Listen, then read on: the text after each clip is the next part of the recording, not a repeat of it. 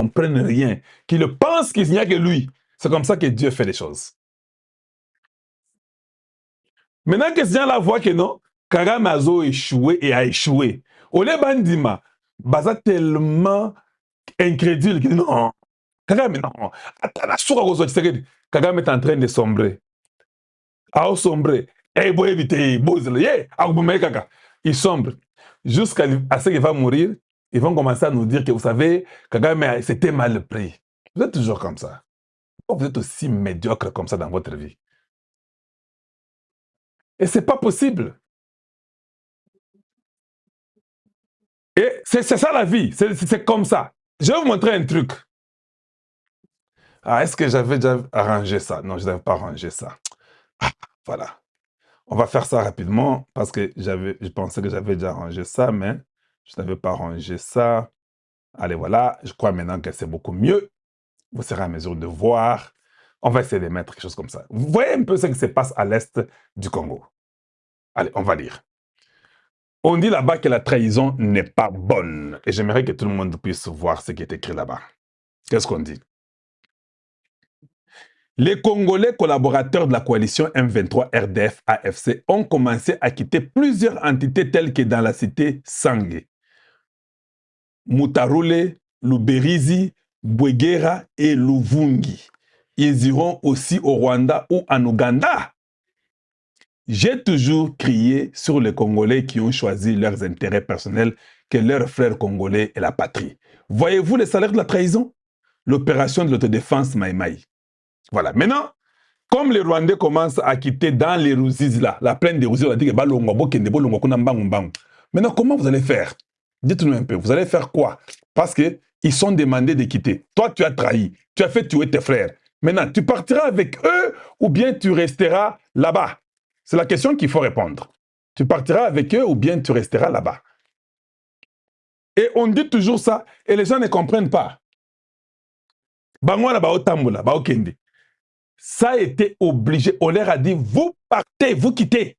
Oh non, vous savez, maintenant, non. Eux tous, avec les administrateurs, Nabat Nabango, tout le monde en train de partir. Maintenant, les Congolais traîtres. Voilà. Bon, supposons que tu étais né au Congo, mais tu es rwandais. Tu as pensé qu'il faut que tu dises à tes frères rwandais que non, il faut que c'est bon. Tu as dit ça. Je te pose maintenant la question. Tu vas faire maintenant comment? Parce que tes frères d'origine sont en train de rentrer là-bas. Tu vas rester au Congo qui t'avait donné la place où vivre, ou bien tu repars avec tes frères. Voilà. Ils ont pensé que Kagame, c'était la fin. Oh, Yonani, Kagame. Oh mon Dieu. Il y a un temps pour toutes choses sur la terre. Les choses sont aussi simples que ça. Il y a un temps où tu peux être très fort. Il y a un temps où tu seras aussi très faible. Même un enfant de la rue peut te jeter une pierre et tu fouilles. Oh, tu es président de la République. C'est comme ça la vie. Toutes les occasions ont été données à ces individus-là. Ils ont vraiment annulé et ils ont tout gâché. Vous allez vivre comment? Et maintenant, tous ceux-là qui croyaient que non, Hippolyte Kanambe, les Congolais sont comme ça. Ils sont des fois, je ne sais pas ce qui se passe.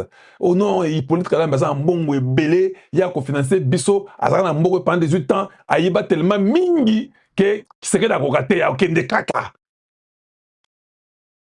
Une nuit, allez, tout l'argent est parti.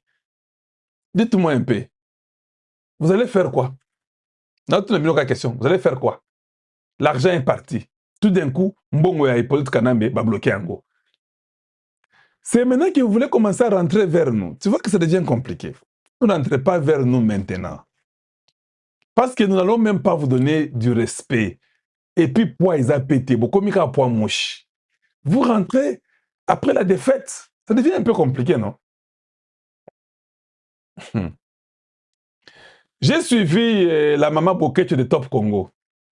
La maman Boketch de Top Congo, elle dit, Constitution et c'est lobby que ils ont 2 mandats. C'est que d'abord qu'on change au 3e mandat. La Bible dit que ce qui a été, qu'est-ce qu'elle a dit? La Bible dit quoi? c'est le peuple qui a les derniers mots, quelque chose comme ça, qui décide des bêtises. Mais je dis, maman, qu'est-ce qui ne va pas avec toi? Il faut être bête, je répète bien, c'est la journée des mamans. Mais tu as l'air d'être un peu moins intelligente. Je m'excuse le terme. Il n'y a pas une constitution sur la terre qu'on ne peut pas toucher. Même dans des royaumes, on touche tout. Comment c'est difficile pour que des gens que Dieu a créés comprennent ça? Il n'y a rien sur la terre qu'on ne peut pas toucher. On touche tout. Même dans un royaume, on touche des articles, on change. Je ne comprends pas. Donc, il y a des gens, il y a des gens comme ça sur la terre, moins intelligents.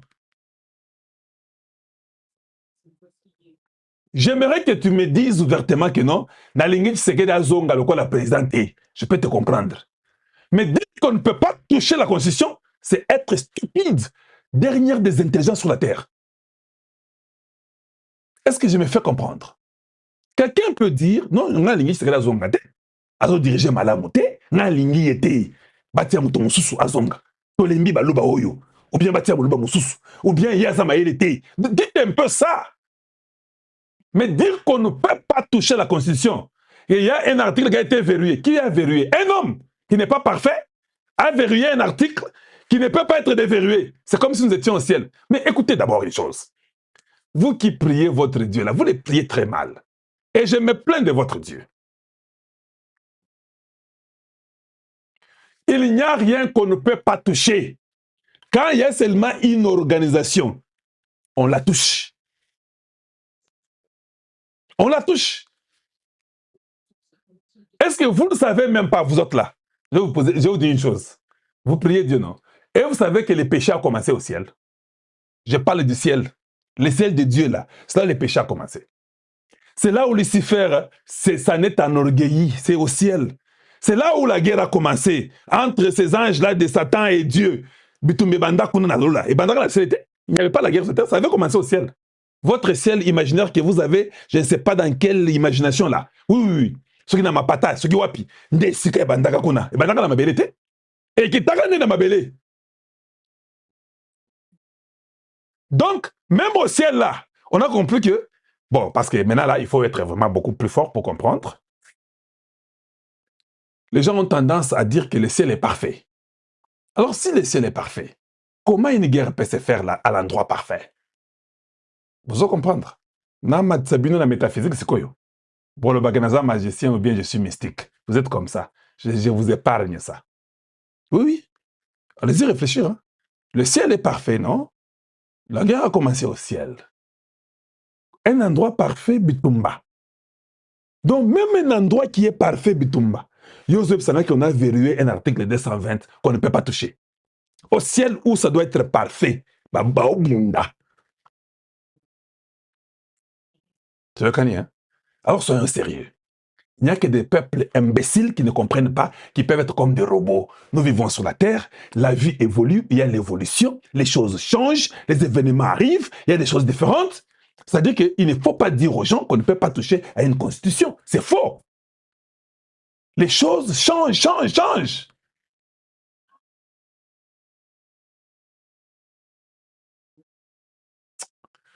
C'est compliqué. C'est pas.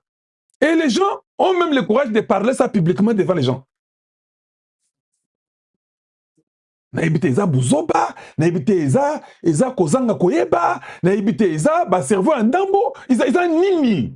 Ou bien ils ont des moteurs mabe, vous êtes seulement là, méchant et mécontent de voir que Tshisekedi est en train de réussir. C'est ça, dites-nous, si vous êtes mécontent parce que Tshisekedi réussit, dites-nous néanmoins que non, nous n'aimons pas votre frère là qui soit président. Dites-nous ça, on va toujours accepter, parce que ça a toujours été ainsi. Prendre le courage, c'est pas un problème. Parce que le courage, on l'a déjà pris.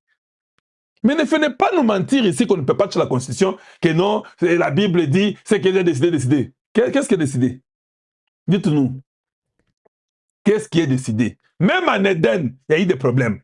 Dieu même a mis une loi. Dieu a dit, allez, ne mange pas ces fruits. Si tu manges, tu vas mourir. Allez, Adam a mangé.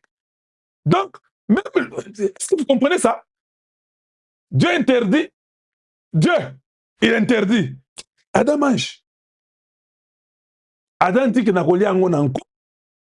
Po yo zaka nzambe. Na lia ngo na nko. Yo moko koya ko rescue ngai. Adam alia ngo, Nzambe alobi nengo lia ngo okufa. Adam pe nzoto pe atikaka kufa pe nzoto ekufa. Nzambe alobi ah. Mais pour na motema Adam na kotika ngo te. Allez Jésus qui est récupérer ye. Vous avez compris? Réclame l'arrestation de Joseph Kabila. Paul Kagame et son Rwanda encerclés. Yoweri Museveni et Emmanuel Macron en larmes. Ni les ali kolekana. Mbote na bino ba papa, mbote na ba mama, mbote na bandeko ba congolais nyonso de partout oyo bozali kolanda biso na chaîne na bino, chaîne na biso. Bandeko ba congolais tozali na esengo lokola bandeko na biso ya Sange, ya Uzizi pe ya zinga koya kobeta masolo ya mboka Kongo, mboka na bino, mboka na biso. Bandeko ba congolais esengo etondi na motema ndenge na uti koloba parce que ba vidéo ndenge na yebisaki bino ezali kokweya ntango nyonso célébration ya récupération ya mabele ya mboka Congo. Kagame akwei na faux poule. Awa tozoloba na bino Kagame akwei na faux poule. Le président Tshisekedi awa tozoloba bazali cauchemar ya Paul Kagame. Nyonso ezali kokende kaka négativement pour na Paul Kagame. Alors bandeko ba congolais tokobeta masolo awa elongo na bino tokosolola. Bokoyoka awa na kati ya émission ndenge nini ba américain bazali ko continuer ko asphyxier Paul Kagame. Tokobeta lisolo ya voyage ya mokonzi mboka awa tozolo bana bino le président Tshisekedi azali na Uganda avec une forte délégation, une puissante délégation. Pourquoi Okoyoka yango tokobeta masolo nango? Pourquoi le président Tshisekedi accueilli na une puissante délégation na Uganda? Parce que kosala nini? Est-ce que Uganda sali vote face? Est-ce que awa tozobeta masolo ezali virage il y a 360 degrés? Okoyoka yango bandeko ba congolais tokobeta masolo wana na kati ya émission. Hai bandeko tolobaki ke Kagame faut kokenda tina suka. Tina suka. Alors tokosolo na événement mibale o ezali. Double événement. O ezali ko se passer en ce moment. Tokobeta masolo de ce double événement. Tout autour ya République démocratique du Congo. Tokobeta yango pe na kati ya émission tokosolo la. Ba vérité bimi. Ba vérité et bimi bandeko ba congolais. Moko ya ba yi congolais a infiltré Moupanzi ya ba M23 peut abimi cette mission ba vérité. Na kotangi la bino document yango. Poboye ba vérité yango ezanini. Bandeko frustration eza déjà na minute oyo na kati ya mouvement M23. Toyebisa kibino déjà que baza ya kokabwana. Baza divisé.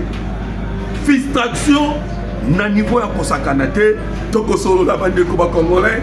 Alors ba information ezali tellement ebele tokosala effort pour que bino bokoma na koyeba la situation en mboka Congo.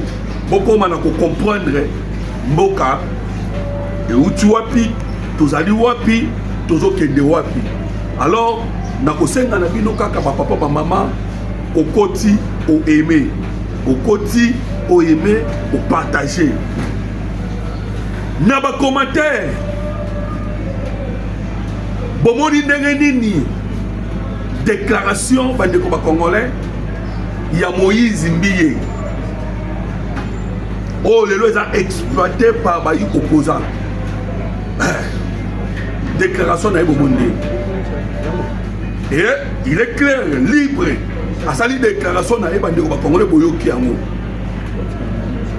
ndenga manifestaki position na ye contre le changement de la constitution. Mais remarque moko tosali.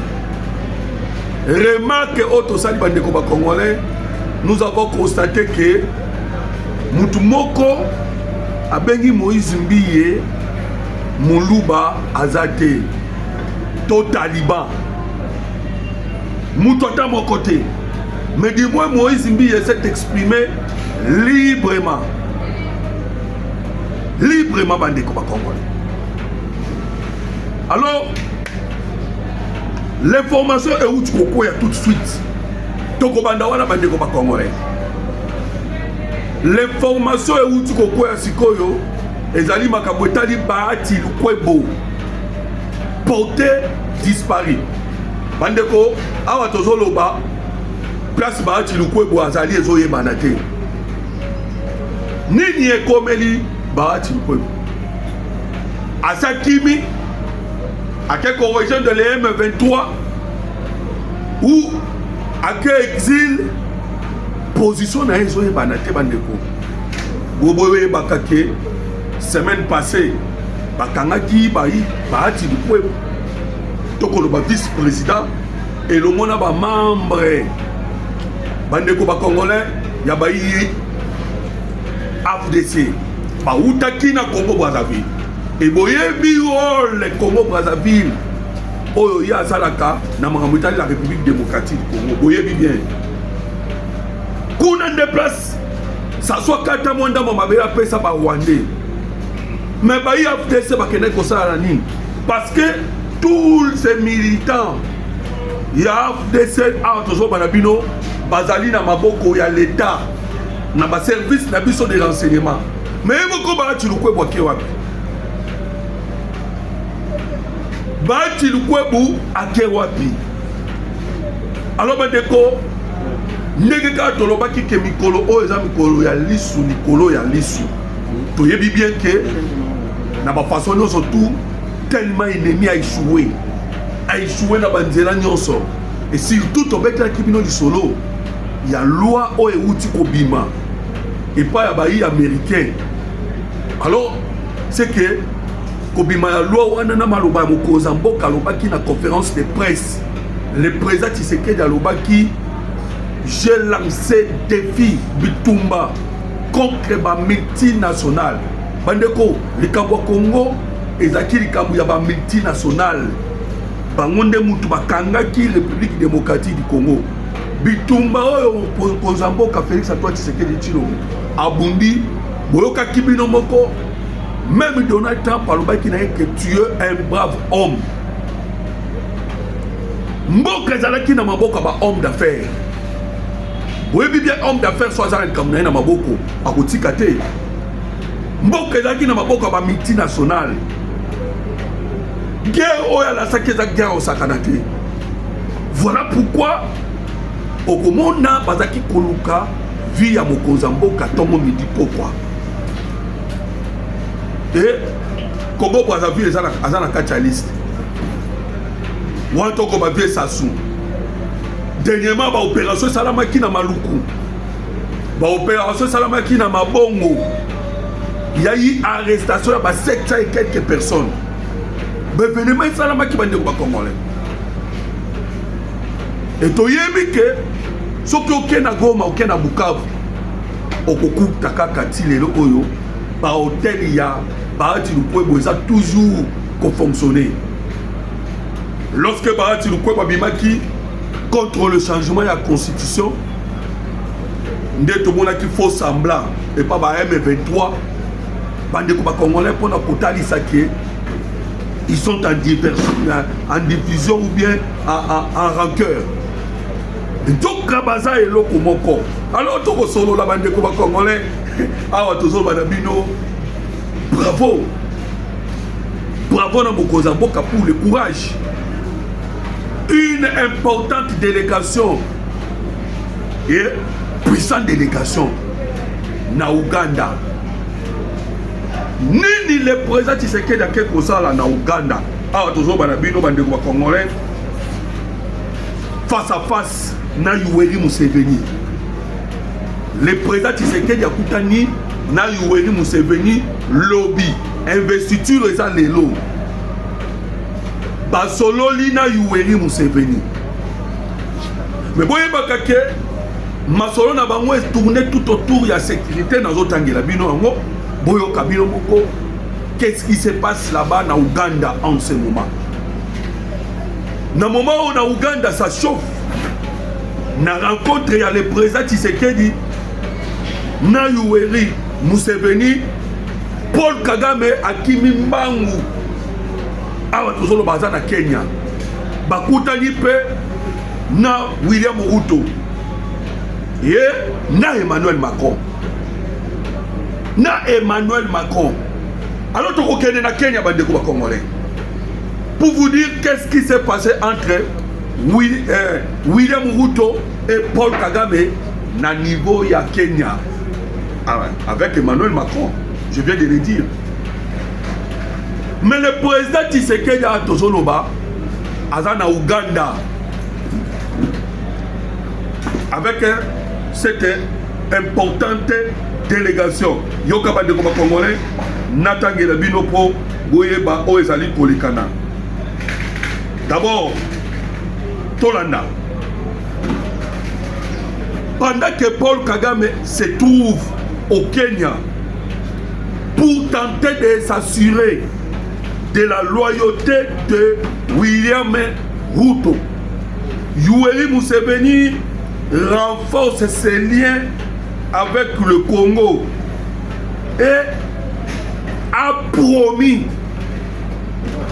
au président Tshisekedi de ne plus envoyer ses troupes ougandaises soutenir les RDF dans l'est de la République démocratique du Congo.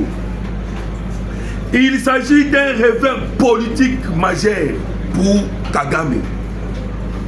Kagame comprend que Museveni a sali volte-face. Museveni a sali volte-face bandeko ba Congolais toujours banabino. Bakutana kina le président Tshisekedi basolelo makambutali la sécurité. Museveni attangi les signes du temps. A moni moto et kokwela Paul Kagame 10 jours au jour. Le président Tshisekedi a accueilli kuna na Uganda avec 14 ministres. 14 ministres bandeko ba Congolais. Jean-Pierre Bemba Zakuna, Mama Thérèse Kaikwa Bazakuna, Julien Palou Kwazakuna, Mouya Yazakuna, bandeko des ministres ya secteur Nyoso. Alors beaucoup yoka ba accord to signé avec l'Ouganda. Bandeko, wana babenga entre les nations, il n'y a que les intérêts. Entre les nations, il n'y a que les intérêts. L'Ouganda a compris que le renseignement américain ou Evandaki na Entebbe, parce que c'est en Entebbe, n'est pas le président Tshisekedi Akiti. Yoweri Museveni a comprendre que renseignement américain oyo ba installaka na Uganda na Entebbe. Ba américain balongoli yango na Entebbe na Uganda, ba memi yango na République démocratique du Congo. Lui attaque un rebelle, un ancien membre de CIA. Parce que bandeko ba Congolais pour ba kweyisa Mobutu, pour passer l'invasion d'Isaïr, les Américains sont venus installer le renseignement à Mounene en Afrique Mobimba, na Uganda. Renseignement Mounene na Uganda. Bandeko Congolais, voilà pourquoi toujours Banabino Museveni a compris. Ne a béni le président Tshisekedi. Si vous vous souvenez, quand Museveni n'a pas béni Moko Zamboka, si vous vous souvenez, nombre de fois notre président Tshisekedi Akenda Kuna, nous sommes venus comme Tabeng Sakaï. Lorsque Asalaki 4 promesses, ou alakaki le président Tshisekedi Kuna Nanini, na Uganda, alakaki dossier ya partage ya pétrole ya la Calbert. Ah, toujours Banabino, notre ministre ya hydrocarbures, Azape Kuna, pour na kota la likambu ya pétrole à la Calbert, masole zobetama. Mais ce qui bozongi sima, botali, boyoki, lorsque le président Tshisekedi Akendaka na Uganda la fois passée, Museveni a salaka 4 promesses. Alakaki tokokabola pétrole ya la Calbert, alakaki tokotonga nzela ya Bunagana, Tsigoma, alakaki tokotonga nzela ya Kasindi, Tibeni, alakaki pe la sécurité na Est à RDC. Alors bandeko, awa est-ce qu'on a autant de documents oyo kama solo oyo le kani na Uganda entre le président Tshisekedi na Yoweri Museveni pour comprendre que Kagame est encerclé.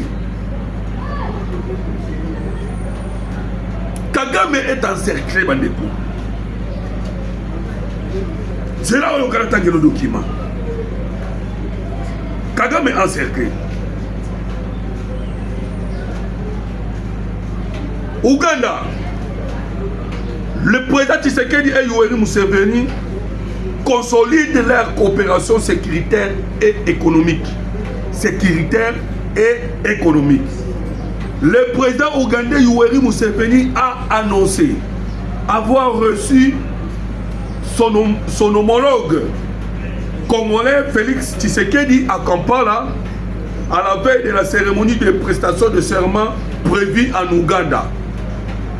Selon Yoweri Museveni, les deux chefs d'État ont eu des échanges axés sur la sécurité, le commerce, les infrastructures ainsi que la coopération pétrolière en République démocratique du Congo et l'Ouganda. Nazotanga document Mobimba. Si vous lisez bien, vous allez comprendre que ce sont les 4 promesses. On a eu tout de suite. Les 4 promesses. Oyo Yoweri Museveni alakaki mokozamboka. Et alakaki yango awa sikoyo alingi a concrétiser yango. Ndenge bouti koyoka. Discussion également portée sur la paix, la stabilité dans les provinces du Nord Kivu et de l'Ituri. Bunagana est dans le Nord Kivu. Et puis, les 4 promesses. Nous avons dit que la discussion est dans le commerce, infrastructure, commerce, infrastructure. Infrastructure, ce sont le chemin qu'il fallait tonga pour Uta Kasindi, la frontière na Uganda, ti na Beni, nzela musuko Uta Bunagana, ti Goma, nde infrastructure. Bande koba congolais, tokoma kina Museveni musika. Voyage où le président Tshisekedi akendaki na Uganda. Kuna déjà, Panamboka Congo, toyokanaki. Juste au point que même l'entreprise Oyo Asengeraki Atonga Nzela Kouta Kasindi Tibeni Nzela Kouta Bunagana Tikoma. Entreprise déjà c'est Bimaki. Quelques travaux déjà mandaki na Mupanzi à Kasindi. Parce que Kasindi est un ex moi c'est Bunagana est un moi likolo. Museveni a tenté elongo na Paul Kagame. Balukandenge nini? Bandeko ba Congolais peut-être va continuer la domination. Mais Museveni a comprendre que moyens a sous-souté. Moyens a sous-souté bandeko ba Congolais. Et surtout toi ça qui n'a bino que et l'okwesali que Yoweri Museveni a ça la vote face. Asala Bapana et Sima.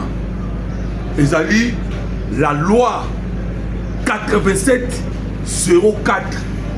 Loi 87-04 Ezanini.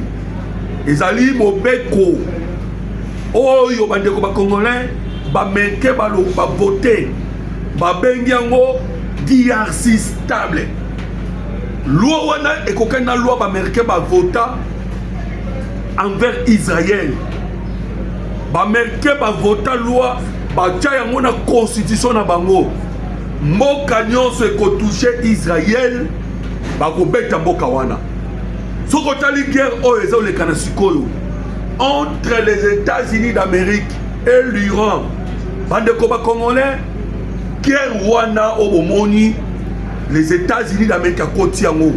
Mais ça y a été entre l'Iran et l'Israël. Mais tellement qu'il y a une loi aux États-Unis d'Amérique où elle lobby que au Simbi Israël, au Simbi Amérique. Voilà l'Amérique à Boula.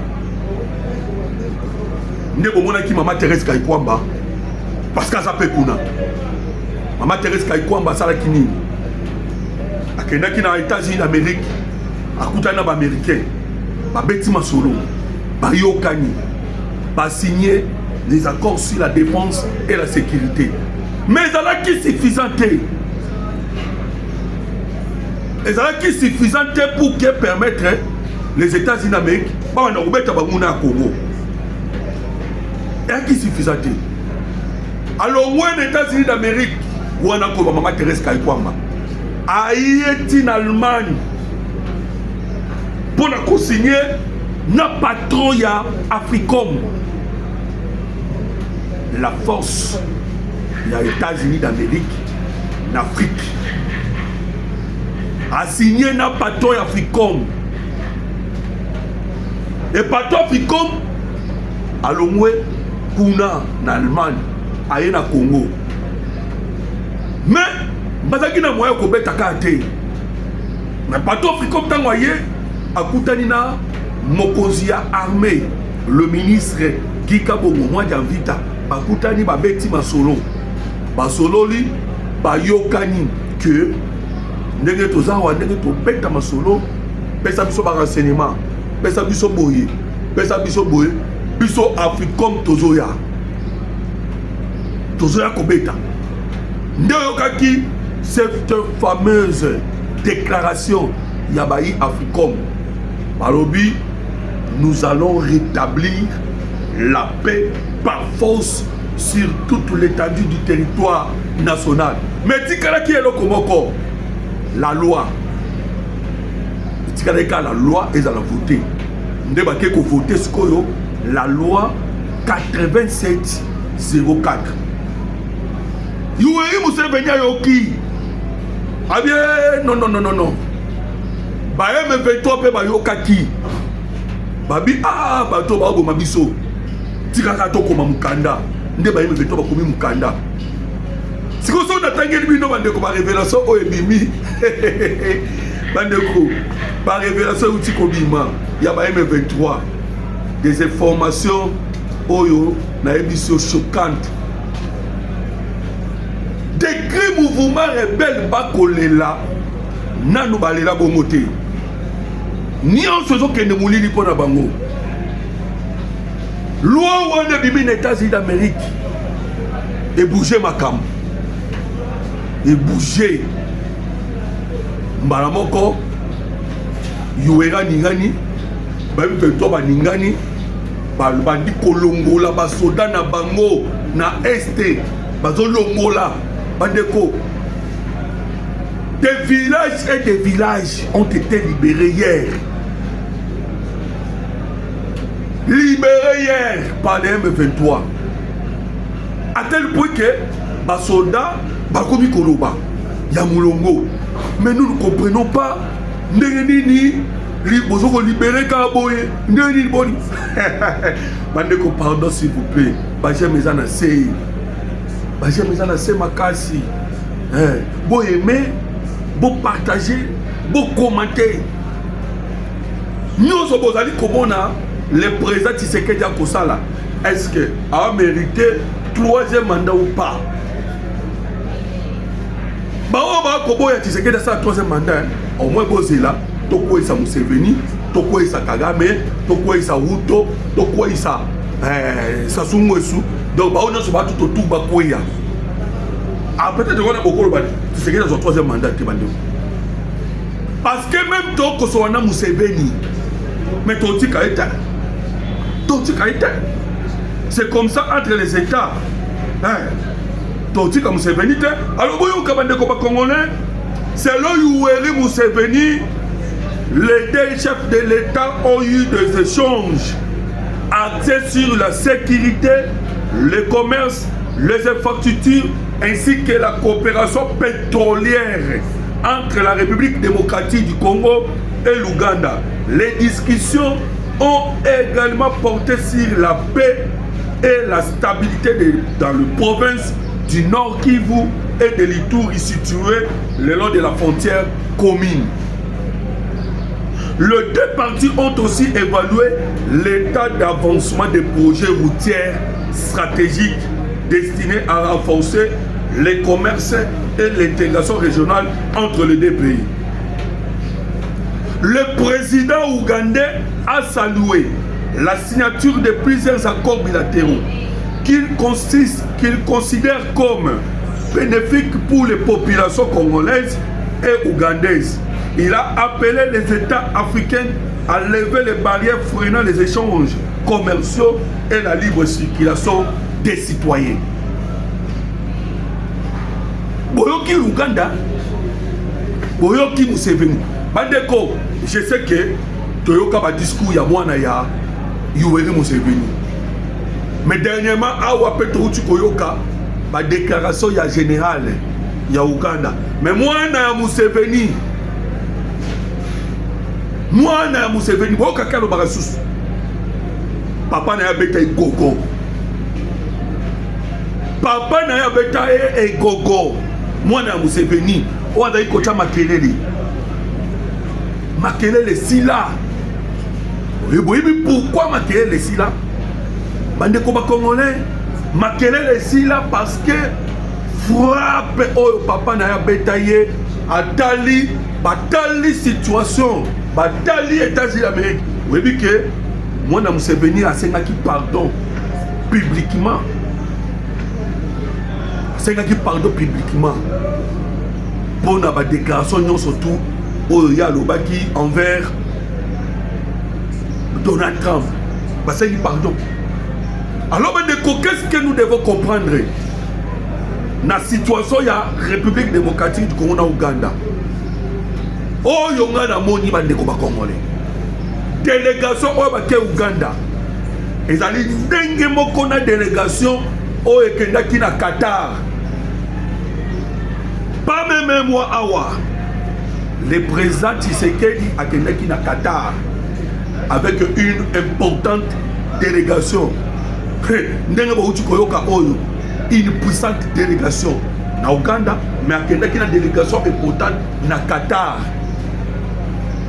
Tangu président komaki na Qatar akutanaki na émir ya Qatar. Bandeko ba Congolais to signaki des accords bilatéraux. Accord wana to signaki avec l'émir du Qatar to betaki masolo bandeko sur la sécurité, sur l'infrastructure, bandeko, l'énergie et autres. Je vous dis, benga, parce que biso en contact, parce que je vous mets en défi.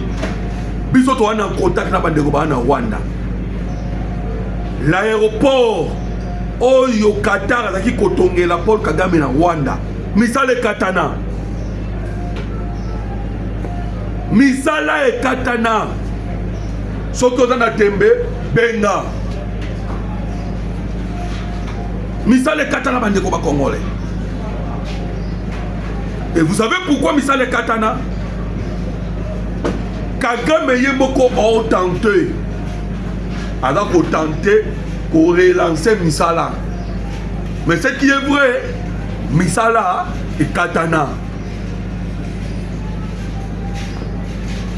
Et vous avez constaté que Makambo Kene collègue en Suisse. Et là qui sous continuité, mais Qatar a bien d'autres.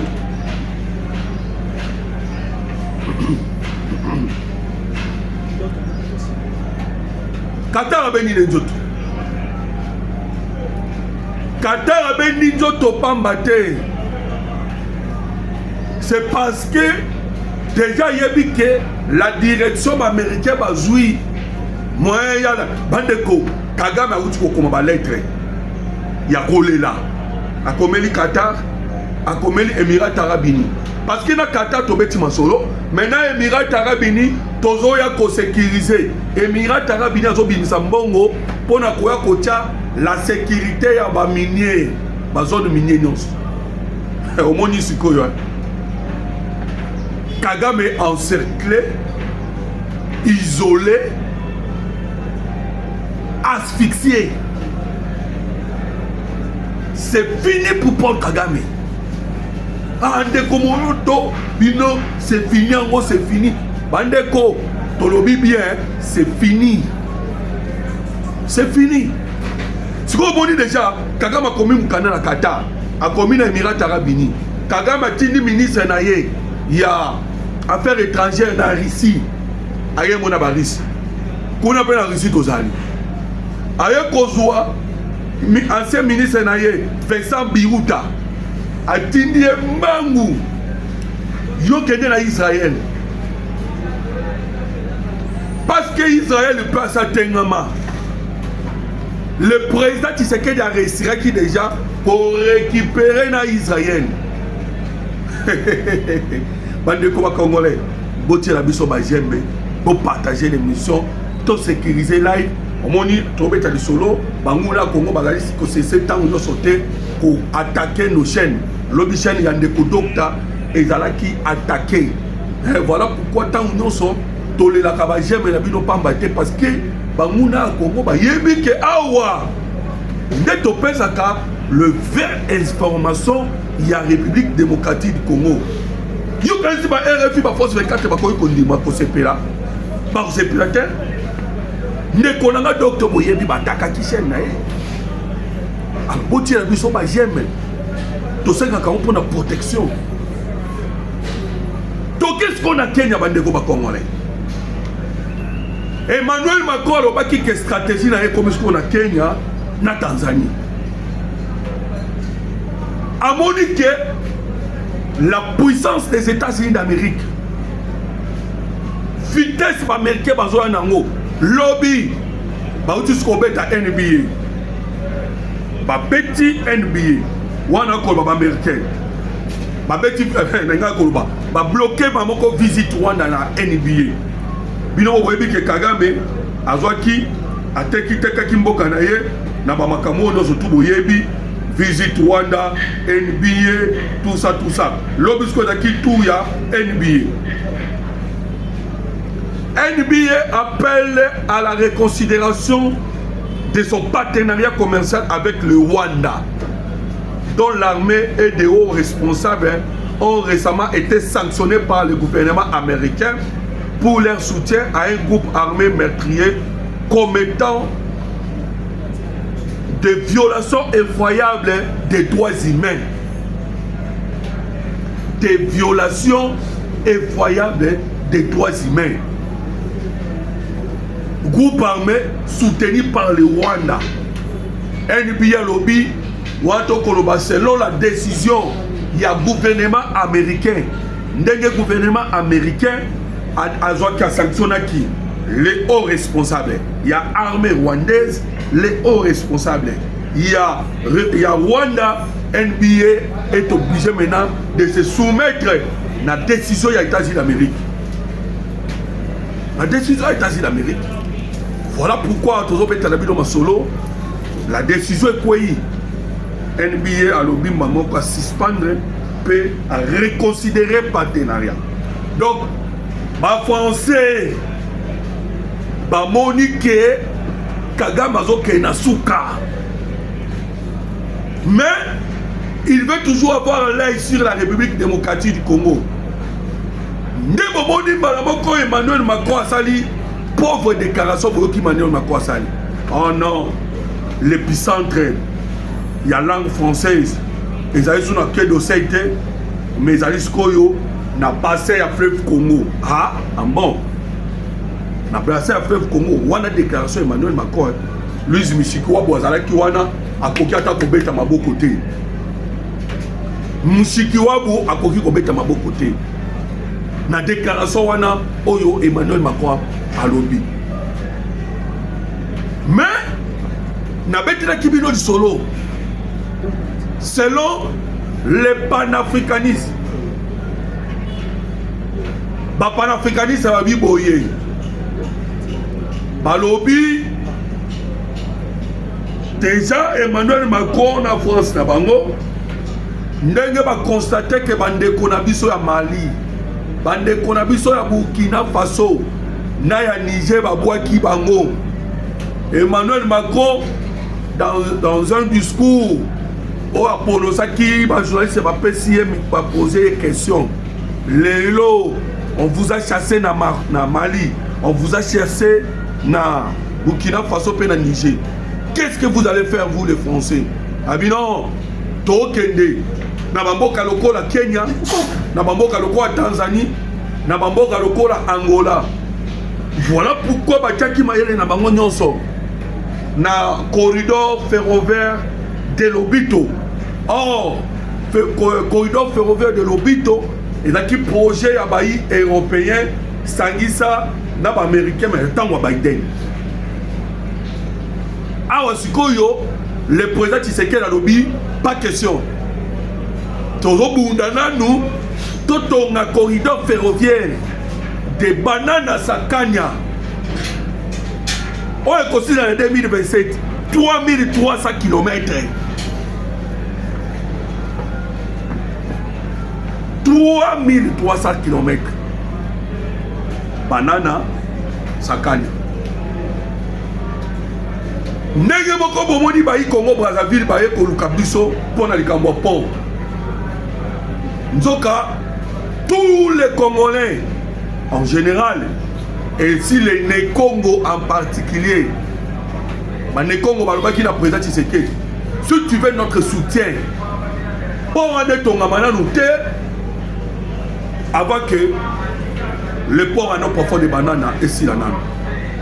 Alors Bandeko Nazogi na Kenya parce que des événements amis balé événement moko ekoleka na sikoyo na Uganda événement pezo le Canada Kenya Kagame isolé à Kimimbangu Kagame azanga ka ba manifestation ou Yoweri Museveni terre azanga kate à chaque fois Yoweri Museveni soka zo sala manifestation na ye lui Paul Kagame azalaka kaka. Mais nous avons constaté que cette fois-ci, tout le monde s'y a Kagame à Kimi. Paul Kagame à Kimi. À quel qu'on s'en a na Baruto, na ba Emmanuel Macron. Le Kola Macron, Azana Posa Sikoyo, a consolidé relation entre la France et le Kenya. Ne Macron Sikoyo abandi ake kokimana marathon na Kenya. Mais à Koutana Batouba Oulolaï. Bazo la Macron moi ba Kenya nde bazawana ba Kenya bandeko ba Congolais balingaka na bango kutu ba jewana te ba Kenya balingaka ba jewana te bandeko ba Congolais dernièrement bon qui marche salama qui a banyamulenge soi-disant réaction salami hein ba Kenya balobi botika ba venture biloko wana pas la biso ezate Baï Kenya, balobi vraiment baï ici. Bino, bozo ke boma na Congo, après bozo ko marcher à on Kenya, bobi maloko ba victime. Pe boko si sa bande ko na biso ba bantu.